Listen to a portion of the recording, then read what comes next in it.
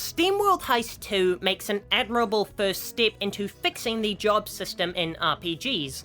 Though it's still not perfect, this is the first time that I've enjoyed the job system in a modern RPG, because the game doesn't punish me for switching jobs. My problem has always been how switching to a different job resets all my stats, so I have to go back to a lower level area to train in that job so I can continue the main story. This is such a complex and challenging issue that it wasn't solved until Final Fantasy V, which had the ingenious idea of not tying stats to your job and just making you unlock more skills to transfer over. But then that dastardly beast Player Freedom reared its ugly head and decided that characters shouldn't have unique stats tied to them and that players should be able to customize them however they want. Now, I get it. The very definition of an RPG is to let players have their characters fill any role they want. But by tying stats to job levels and not character levels, it meant that players are punished for switching jobs because they can't continue the main story without going backwards to grind. And since then, the job system has been in a tricky place. Do you go back to assigning stats to characters, which forces players to give characters the class that best matches their stats, or let them decide for themselves, but reset their strength every time they swap jobs? SteamWorld Heist 2 is one of the first games I've seen that makes an effort to balance these issues, though there are still a few, well, not missteps, but miscalculations. But first the positive. Late in the game, SteamWorld introduces the concept of Reserve XP, which is XP you've earned while at the max level of your job, and then it's converted over to the next job class you try out. This solves the single biggest issue that's caused by tying stats to job levels. When you max out the job you chose for your character, they've hit their ceiling and can't get any stronger. This always happens long before the end of the game because you're expected to swap jobs frequently.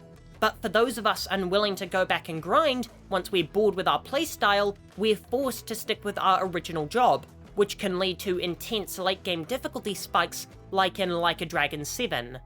But by adding Reserve XP for us, it allows us to keep grinding on our maxed out class until we have enough XP to switch over to our new class, without putting us at a disadvantage, and SteamWorld Heist 2 is a great game to test this method out.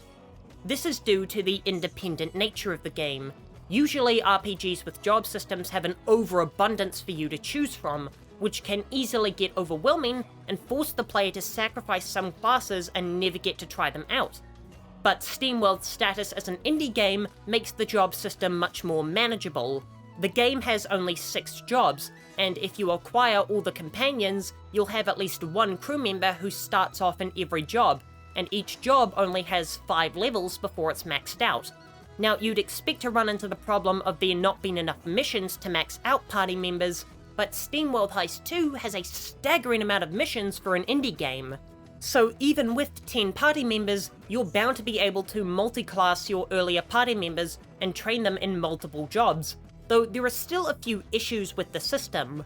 Firstly, since you only start gaining Reserve XP once your job is maxed out, it means that you still have to play a fair few amount of games as your maxed out class before your new one is strong enough to stand up to the late game enemies. I think that making characters have one universal job level that carries over to all jobs once they swap would be the optimal solution for this game in particular. In a game like Fire Emblem Three Houses, there are too many jobs, so players would be overwhelmed with the advanced skills of jobs without having learned the basics. But in SteamWorld Heist 2, the 6 classes are all easy to understand and available from the start of the game. Combine this with their small but effective skill trees, and it would take an exceptionally limited mind to be confused about what a sniper's skill set represents. This would also fix the second issue with the Reserve XP, which is that it only comes into effect near the end of the game, as the game frequently forces you to swap party members across the course of the day, so it's impossible to max out a job until over the halfway point of the game. And this system is such a genius idea that out of everything in SteamWorld Heist 2, this is what grabbed my attention enough to make a video about it. So I would have loved it if I had experienced more of it, and not just during the extensive final world. SteamWorld Heist 2 is a superb RPG that goes a long way into fixing a system that I think developers have really dropped the ball with. While it's a great first step, I'd really like to see them go even further with this idea in order to inspire other developers to take a good look at the system and try and optimize it for all players. I'll be back in 2 days. In the meantime, here's a video about how Like a Dragon Infinite Wealth basically perfected QTEs.